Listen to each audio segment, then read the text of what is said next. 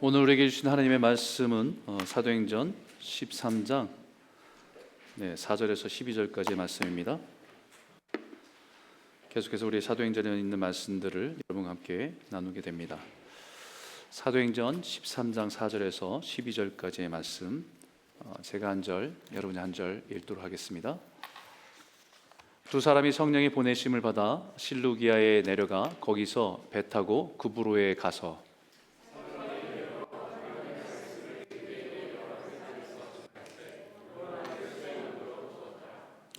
온 섬 가운데로 지나서 바보에 이르러 바 예수라 하는 유대인 거짓 선자인 마술사를 만나니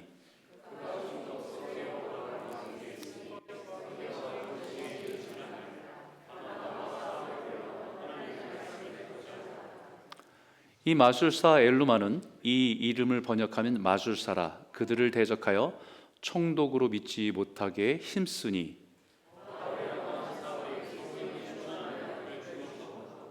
이르되 모진 거짓과 악행이 가득한 자요 마귀의 자식이요 모든 의의 원수요 주의 바른 길을 굽게 하기를 그치지 아니하겠느냐.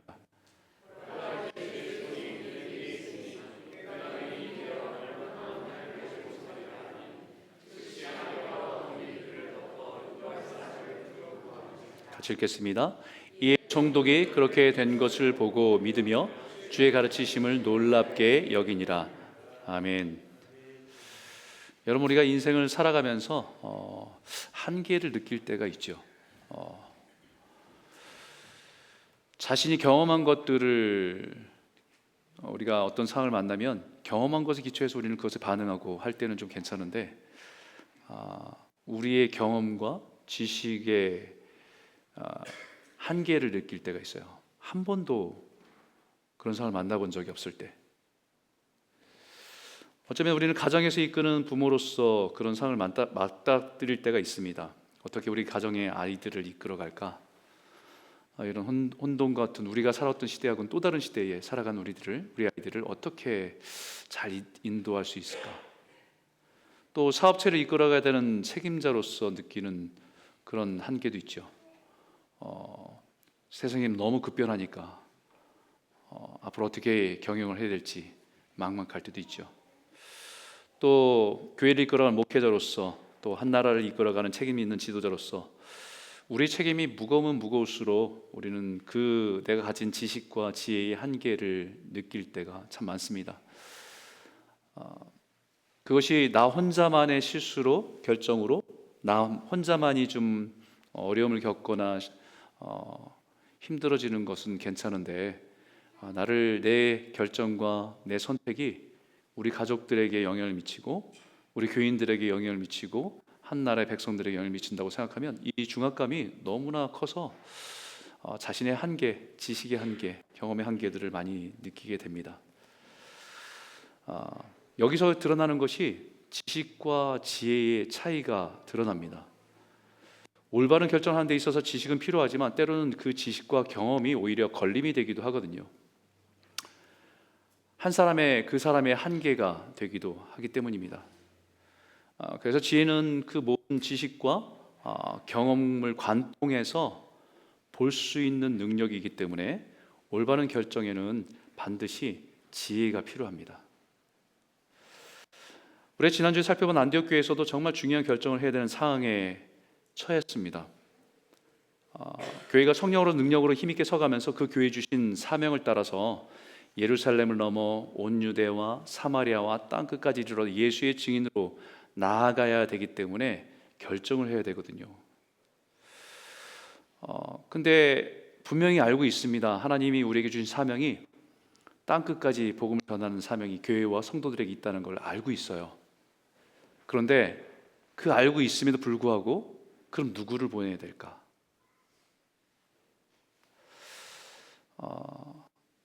이 결정은 지금까지 한 번도 해보지 않은 결정입니다.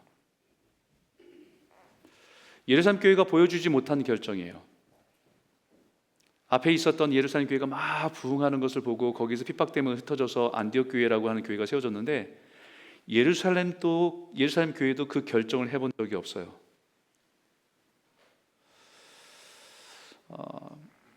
예루살렘 교회가 보여주지 못한 결정입니다. 이 결정은 지금까지 해보지 않은 결정이기 때문입니다. 하나님의 뜻을 따라 예루살렘을 넘어서 온 유대와 사마리아 땅끝까지 이르러 내 증인, 예수의 증인으로 살아가라는 것이 교회와 제자들에게 주신 분명한 하나님의 뜻임에도 불구하고 어떻게 결정해야 되지? 누구를 보내야 되지? 어떻게 순종해야 되지? 이것을 잘 모르는 상황에서 혼돈 가운데 있을 수밖에 없어요. 그 어려운 결정을 안디옥 교회와 성도들이 어떻게 받아들이고 순종하는지 오늘 본문의 2절과 3절에 이렇게 말합니다. 한번 읽어볼까요? 같이 읽겠습니다. 시작. 주를 섬겨 금식할 때에 성령이 이르시되 내가 불러 시키는 일을 위하여 바나바와 사울을 따로 세우라 하시니기에 금식하며 기도하고 금식하며 기도했다라고 말합니다. 여러분 신앙생활 하다 보면 금식할 때가 있죠. 여러분 금식 언제 해보셨어요?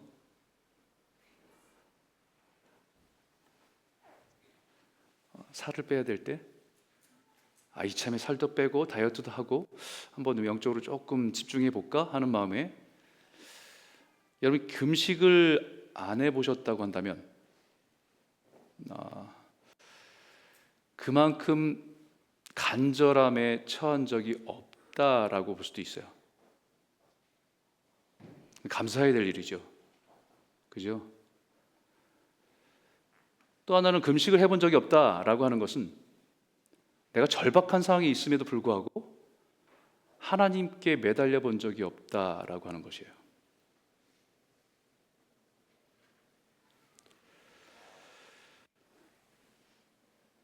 금식을 하는 것은요, 절박할 때입니다.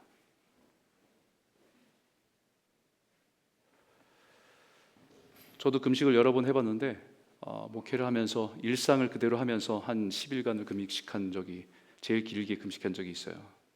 제일 힘들더라고요. 생활 속에 하니까 한 끼 금식이 아니라 삼시세끼 다 금식을 하니까. 또 한 번은 제가 청년부 사역을 하다가 번아웃이 왔어요. 마치 제가 하나님께서 부르셨는가? 라고 하는 그 질문 앞에 제가 이 길을 갈 수 있을까? 라고 하는 그 본질적인 질문 앞에 섰을 때가 있었습니다. 그때는 다 필요 없어요. 그냥 죽고 사는 문제보다 더 큰 문제였기 때문에. 여러분 이 절박함은 내가 원하는 것을 얻기 위한 간절함과 절박함으로 하나님께 매달리기 위해서 결정할 때가 대부분일 겁니다. 아이가 아파서 의사들도 어떻게 할 수가 없다 라고 하는 절박한 상황에 하나님의 도우심과 치유를 구하며 매달리기도 하죠.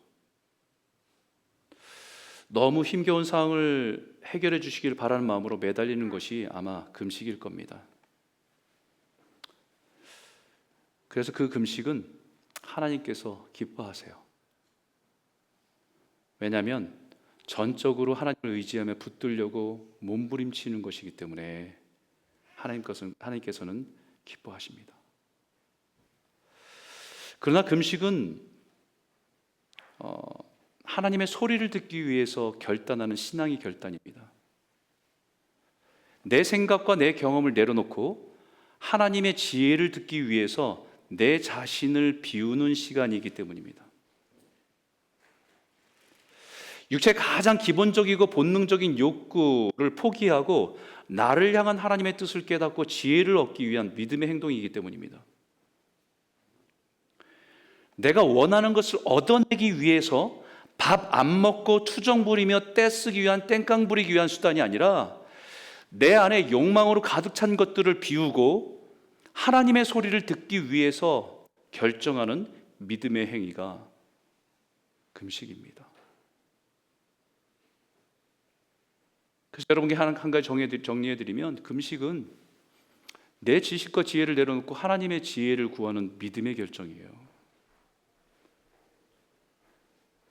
금식은요, 하나님께서 확실하게 대답해 주십니다. 확실한 증거를 주세요. 안 죽습니다, 여러분. 안디옥 교회 성도들이 함께 금식하며 성령님이 이끄시는 뜻에 순종하기로 합니다. 교회의 대표성을 가진 바나바와 바울을 보내기로 결정한 것입니다. 이 결정은 그들의 경험과 지식을 넘어서는 결정입니다. 어떻게 인도하실지, 그럼 남아있는 안디옥 교회는 어떻게 누가 이끌어갈지, 한 번도 가보지 않은 길을 가기로 한 결정이기 때문입니다. 결코 쉬운 결정이 아닙니다. 그래서 성령님의 뜻을 깨달음했음에도 순종하기 어려워서 또 금식하고 기도하고 순종해서 이 두 사람을 안수해서 보내게 되는 것입니다.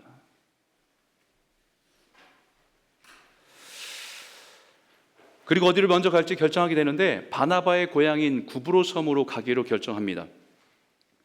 이 구브로 섬은 지금의 키프러스라고 하는 섬이에요. 바로 안디옥에 있는 앞바다에 있는 지중해 앞바다에 있는 섬인데 이 구브로라고 이름 자체가 구리 쿠퍼라고 하는 이름 뜻에서 나온 헬라어 키프러스라고 하는 단어에서 나온 섬이기 때문에 그만큼 구리 광산이 유명했고 그로 인한 부와 풍요를 누렸던 섬이 구브로 섬입니다. 뿐만 아니라 이 섬 하나에 로마 총독을 두고 관리할 정도로 로마 제국이 굉장히 관심을 가지고 관리를 했던 곳이 이 구브로 섬입니다. 이 구브로 섬에 별명이 있습니다. 이 구브로 섬의 별명은 아프로디테의 섬이라고 불려져요. 아프로디테, 로마식으로 얘기하면 비너스의 섬입니다. 이 비너스 아프로디테가 이 섬에서 태어나고 이 섬에 탄생했다는 것이 그들의 신화이기 때문에 이 섬에서는 그 신전을 지어놓고 이 아프로디테의 여신을 섬기는 것이 일반화되어 있는 그런 세속적이고 그런 관능적인 종교의 문화가 가득한 곳이 구브로 섬입니다. 그리고 당시에 로마의 관리들, 그 지역을 다스리는 관리들 옆에는 항상 누가 있냐면 첨성술이나 천문학이나 이런 것을 하는 마술사들이 자문 역할을 하면서 지혜를 나눠주는 그런 일들이 일반적이었습니다. 그런 섬을 처음 선교지로 선택하며 나아가게 됩니다. 오늘 그것을 오늘 본문에 어떻게 진행하고 있는지를 보게 되는데 6절과 7절입니다. 같이 한번 읽어볼까요? 함께 읽겠습니다. 시작. 온 섬 가운데로 지나서 바보에 이르러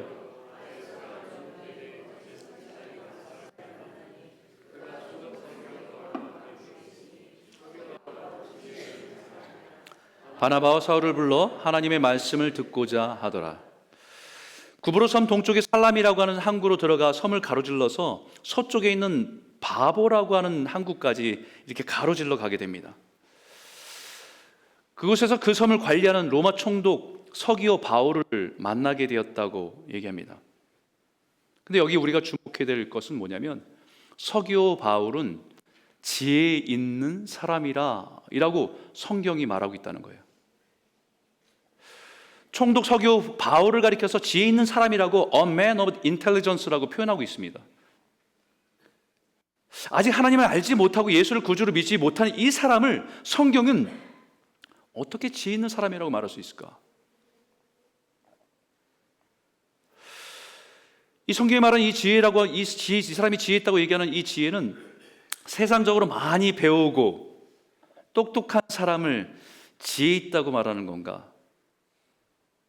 아니면 로마의 철학, 그리스 철학을 이어받아서 그 철학과 지식을 가지고 있는 이 사람을 지혜롭다고 말하고 있는가? 아니면 곁에 있는 거짓 선자였던 첨성술과 점성술에 탁월한 그 마술사를 하는 그 바에서라는 사람을 통해서 지혜를 얻고 있는 이 사람을 지혜 있다, 지혜로운 사람이라고 말하고 있는가? 아직 진리를 모르는 사람인데 성경은 그를 지혜롭다고 하는 것이 어떤 의미인가? 성경이 그를 지혜롭다고 하는 의미는 무슨 의미인가? 라는 질문을 가지고 오늘 본문을 봐야 됩니다. 여러분, 여기 지혜라고 하는 단어를 헬라어의 시네토스라고 하는 단어로 썼어요. 이 단어는 여러 가지 정보를 함께 놓고 비교할 수 있고 꿰어 맞출 수 있는 능력을 지혜, 시네토스라고 하는 단어를 얘기합니다. 종합적인 사고 능력, 그래서 영어에 인텔리전스라고 얘기하죠. 암기력이 좋은 그런 지능이 아니라 이런 산호들 여러 가지 정보들을 놓고 그 정보들을 꿰맞출 수 있는 능력을 얘기하는 거예요. 그래서 우리가 요즘에 여러 가지 정보를 얘기할 때 AI에 챗GPT에 물어보잖아요. 그러면 내가 원하는 것들을 수많은 정보 중에서 컬렉트해서 내가 원하는 걸 딱 갖다 주잖아요. 그런 능력입니다. 이것을 많이 배워서 하는 지식을 말하는 것이 아닙니다. 어느 한 분야에 뛰어나고 똑똑하다는 것을 말하는 것이 아니에요. 우리가 살아가면서 똑똑한 사람들을 많이 만납니다. 여러 분야의 전문가들을 많이 만나요. 그런데 그 사람들을 지혜롭다고 얘기하지는 않습니다.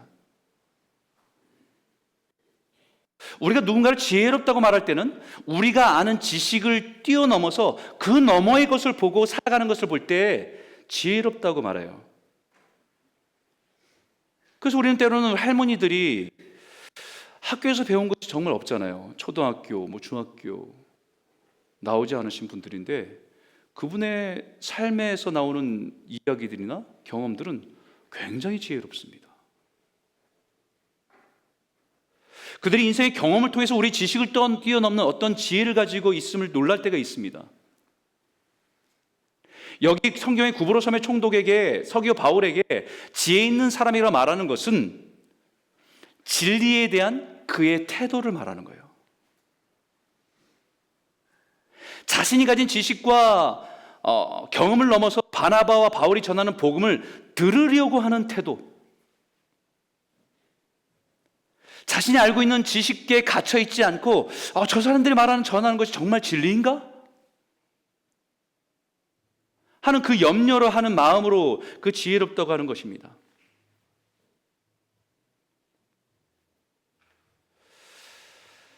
그 열려있는 마음을 지혜롭다고 성경은 말하고 있는 것이에요.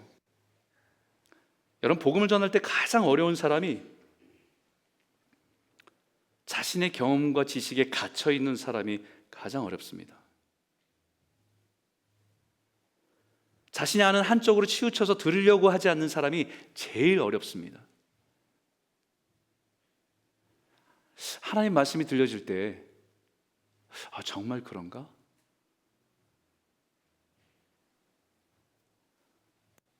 내가 놓치고 있는 것은 없나? 이런 열린 마음으로 생각할 수 있는 마음이 지혜롭다고 하는 거예요. 요즘 우리는 AI로 인해서 너무 혼란스러운 시대를 살아갑니다. 사람들마다 AI에 대해서 이야기하고 AI로 인해서 생각할 때 다 첫 번째 질문이 자신의 직업은 안전할까요?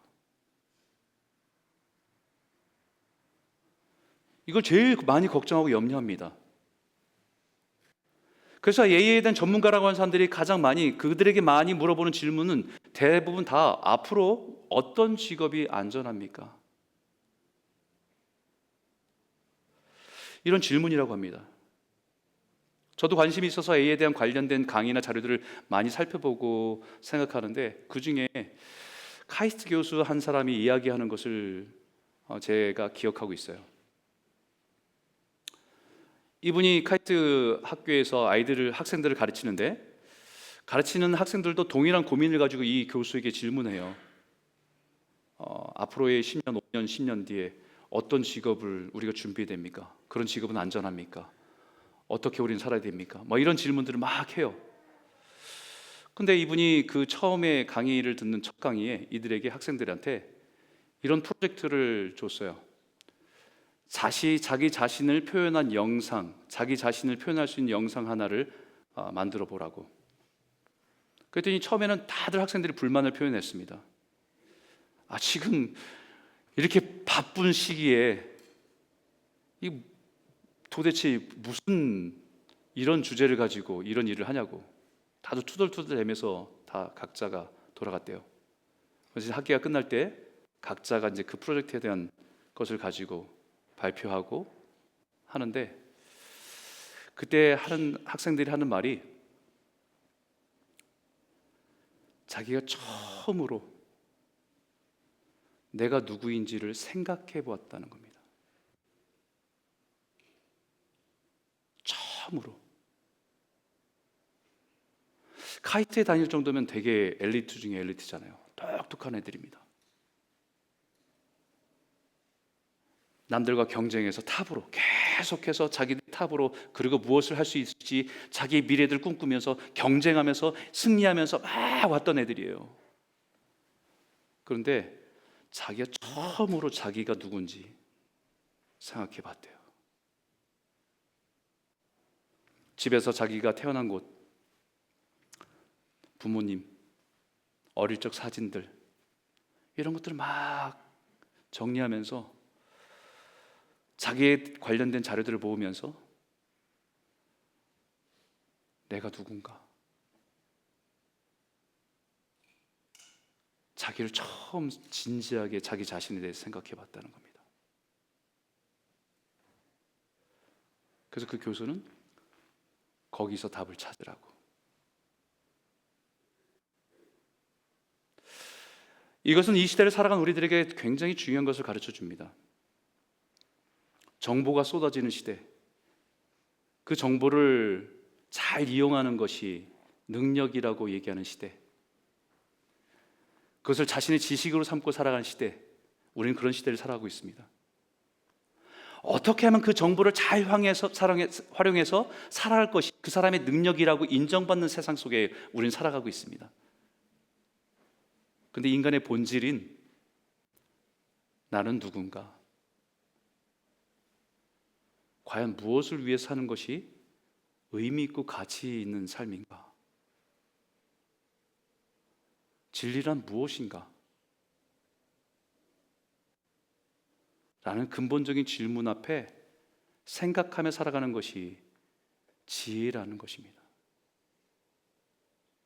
반대로 얘기하면 이런 근본적인 질문을 외면하고 눈앞에 있는 정보들만 쫓아서 정신없이 살아가다 하루하루 그렇게 살아가는 것이 가장 미련한 삶이라는 거죠.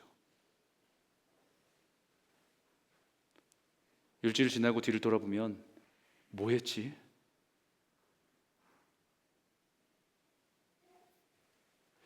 복음을 전하는 바나바, 사울 앞에 이 서기오 바울이라는 사람을 통해서 우리에게 말씀을 전하고 싶은 것이 바로 이거예요. 열려있는 마음의 지혜가 참된 지혜를 만날 수 있도록 이끌어갑니다. 로마 총독인 서기오 바울은 지혜 있는 사람이라 말할 때 이 지혜는 시네토스, 많은 정보들을 놓고 비교할 수 있는 능력, 바나바와 사울이 전하는 그 예수 그리스도의 복음을 들으면서 정말 그런가?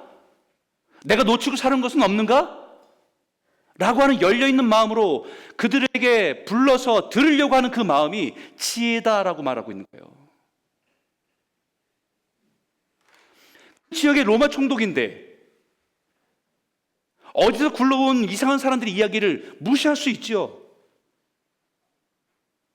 자신의 신분과 지위로 생각해보면 거들떠보지 않을 수도 있습니다. 그러나 그들이 전하는 복음을 듣고자 그들을 불렀다라고 하는 마음의 태도를 향해서 지혜 있는 사람이라고 말씀하고 있는 거예요. 그 열려있는 마음이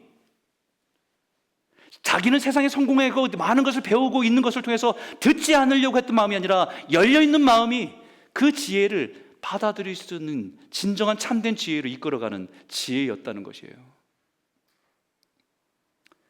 성경에서 참된 지혜를 말할 때 지혜는 소피아라고 하는 단어를 써서 표현합니다. 터키에 가면 소피아 성당이 있잖아요. 그 단어를 씁니다. 지혜. 가장 본질적인 지혜라고 할 때 소피아라고 하는 단어를, 지혜를 씁니다. 고린도서 1장 22절 24절 말씀 보는데 같이 한번 읽어볼까요? 함께 읽겠습니다. 시작. 유대인은 표적을 구하고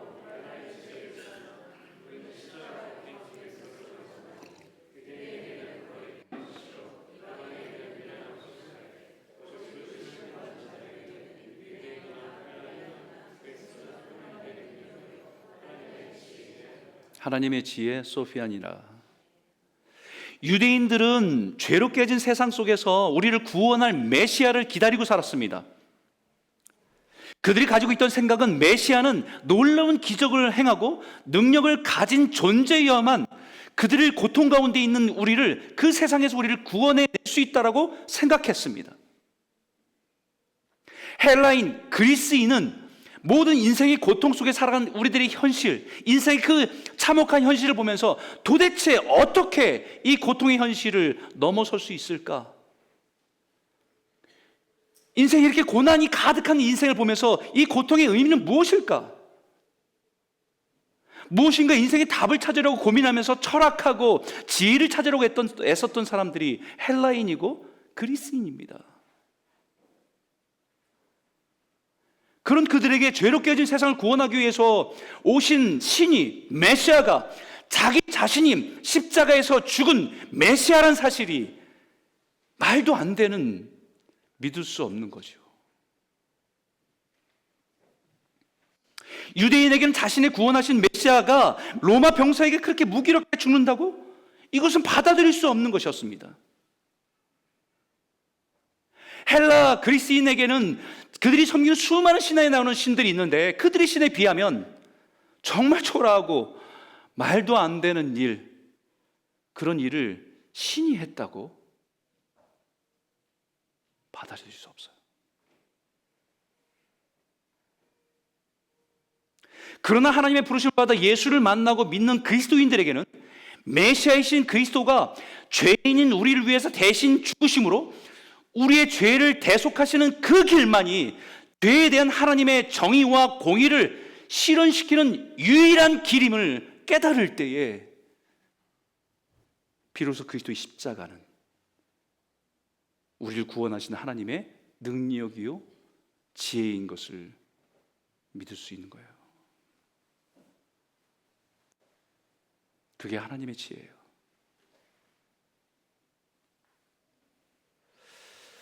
골로새서 이렇게 말합니다. 이는 그들로 마음의 위안을 받고 사랑 안에서 연합하여 확실한 이해의 모든 풍성함과 하나님의 비밀인 그리스도를 깨닫게 하려 함이니 그 안에 지혜와 지식의 모든 보화가 감추어져 있느니라.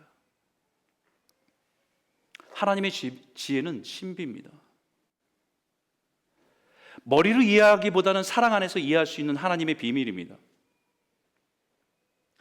자녀들은 자신들을 위해서 부모들이 하는 일들을 다 이해하지 못하지요. 어릴 때는 부모들이 왜 부모가 맛있는 음식을 자녀들에게 양보하는 것을 보면서 우리 부모는 그런 음식을 싫어하나 봐 라고 생각하기도 합니다.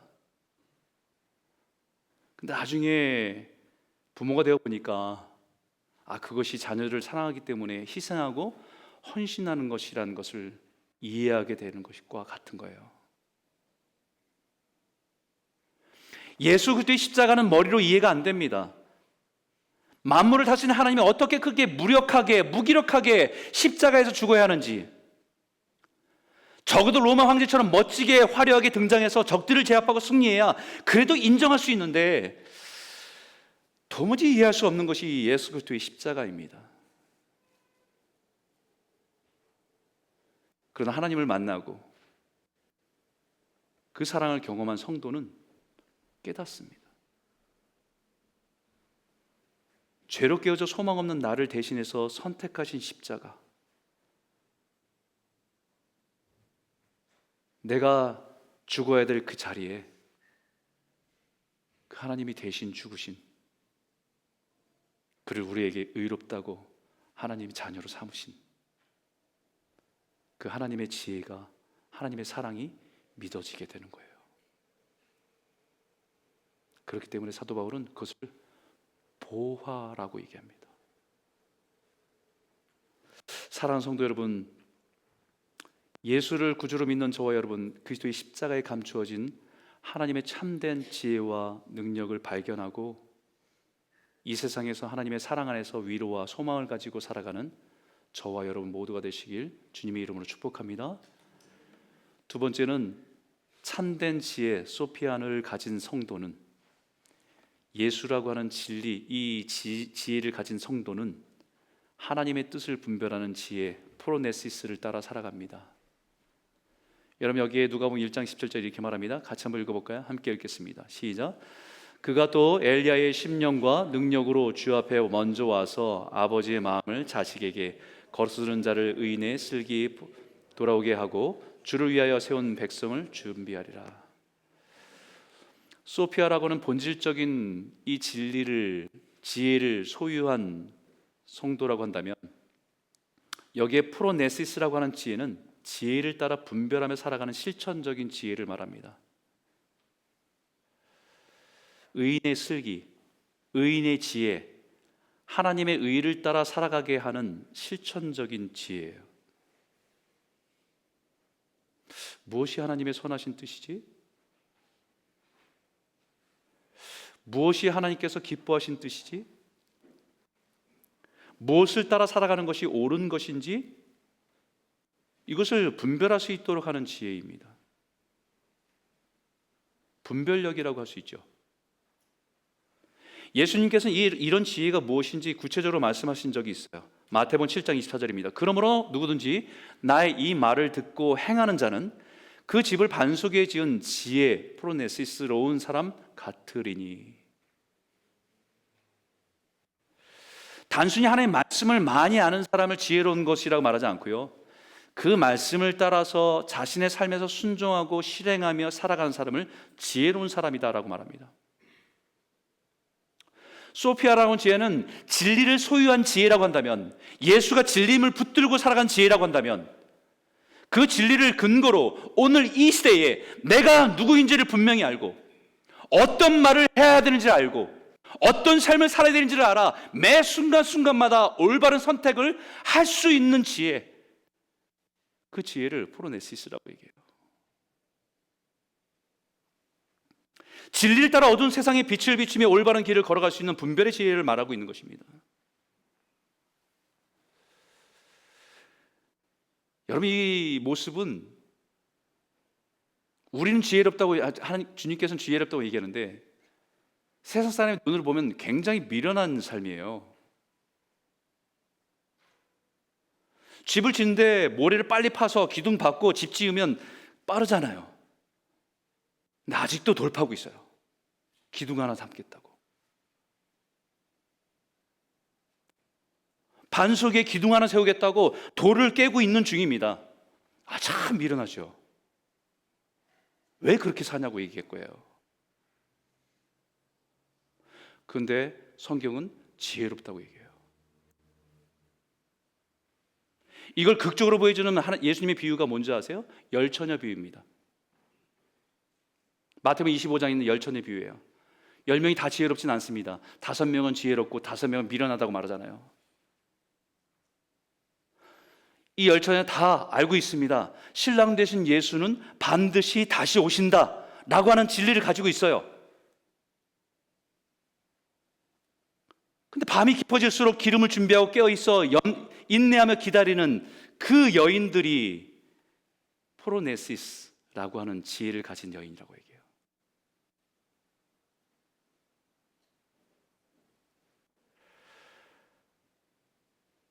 세상에서 보면은, 신앙생활 하면서 보면서는 그 사람들이 어쩌면 적당하게 기름도 없는데 있는 척하고 살아가는 사람이 지혜롭다고 할 수도 있습니다.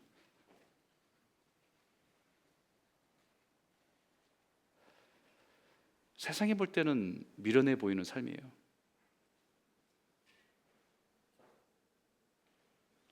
똑같은 중남미인데, 야, 그 돈이면 칸쿤 가겠다. 올 인클루시브. 아침, 점심, 저녁 다 제공해주지. 술 먹고 싶은 대로 다 먹지. 놀지. 야, 왜 개고생하고 거기 가니? 미련해 보일 겁니다.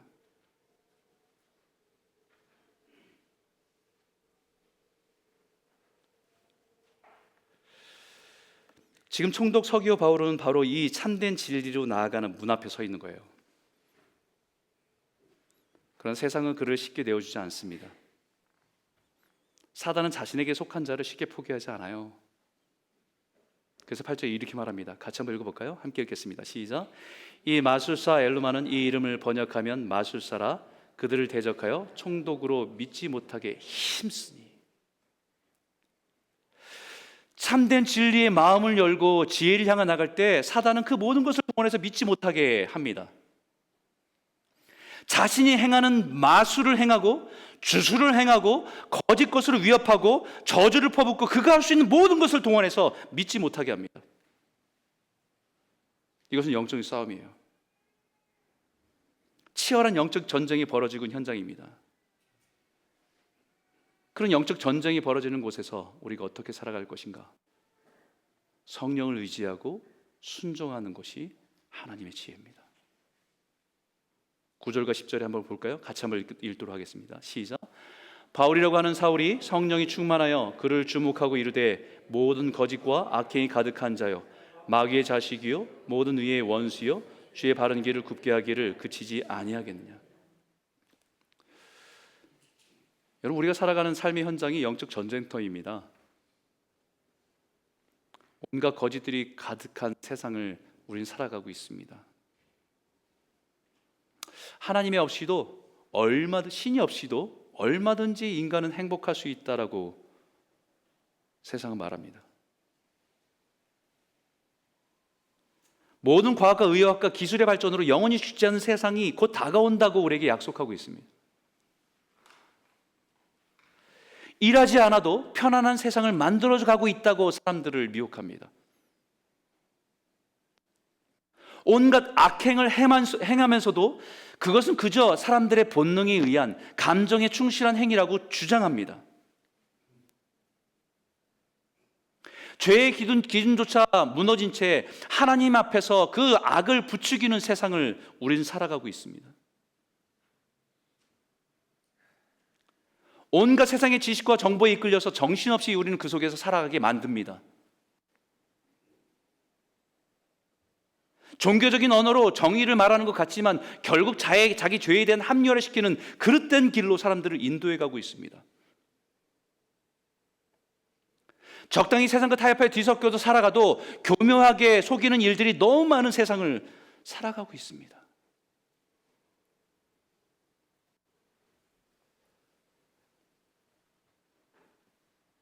이런 시대를 살아가는데 우리에게 꼭 필요한 것은 지혜예요.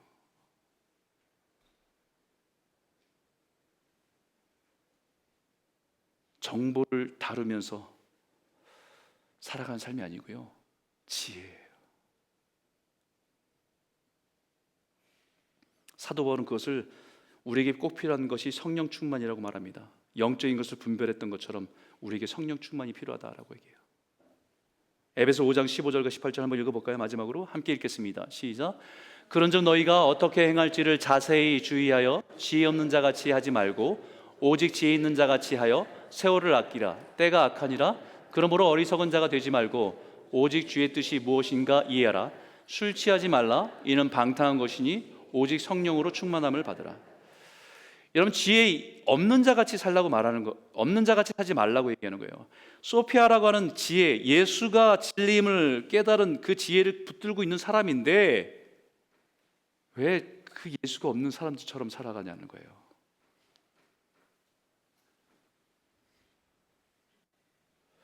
이런 영적인 혼란 시대에 지혜 없는 어리석은 자가 되지 말라고 우리에게 말합니다. 때가 악합니다. 때가 얼마 남지 않았습니다. 이런 시대를 살아가면서 주의 뜻을 분별하기 위해서는 반드시 성령님을 의지하고 순종하는 삶이 지혜입니다. 매일매일 나의 연약함을 고백하고 성령의 도우심을 구할 때 아낌없이 부어주겠다고 하는 성령의 충만함, 그것을 허락하신 하나님의 지혜를 따라 믿음으로 살아가는 저와 여러분 모두가 되시길 주님의 이름으로 축복합니다. 우리 같이 한번 기도할까요?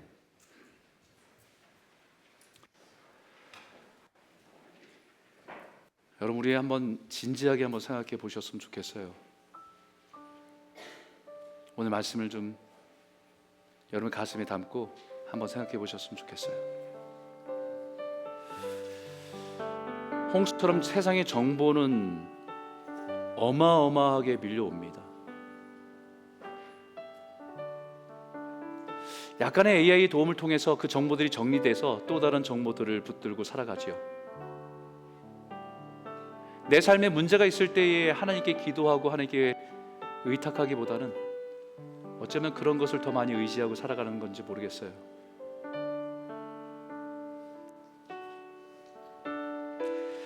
열심히 살았는데 뒤를 돌아보면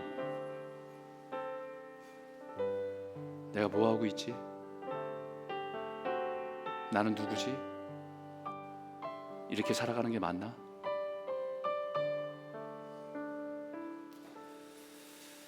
이 질문 앞에 정직하게 서는 것이 지혜입니다. 이 지혜를 가져야 참된 진리로 나아갈 수 있어요.